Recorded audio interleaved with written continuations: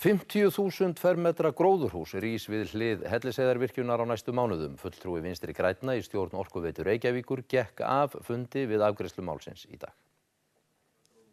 Forsvarsmenn Orkuveitu Reykjavíkur og fyrirtækisins Geo Greenhouse undirrituðu samstarfssamning uppbyggingu ylræktarvers í dag. Ylræktarverið mun rísa vestan við Hellisheiðarvirkjun en þar á að framleiða tómata og flytja út til markaða í Bretlandi.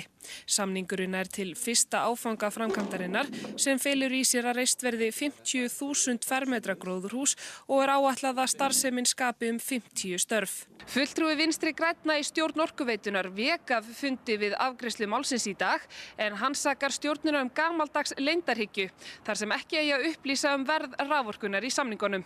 Í bókun stjórnarmannsins segir, í sömu viku og svört skýrsla Orkuveitu Reykjavíkur er gerð opinber, fellir stjórn fyrirtækisins tillögu að aflétta trúnaði af orkuverði í rafsölusamningi vegna gróðurhúsaræktunar á Hellisheiði.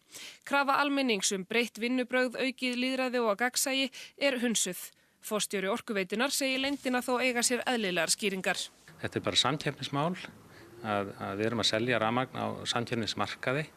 Bæði rafmagnsvinnslan og rafmagnssalan er samkeppnistættir og við erum að keppa við aðra eins og til dæmis orkusöluna og fleiri sölu og það er bara ekki venja í samkeppni að menn birti öll verð í sínum samningum.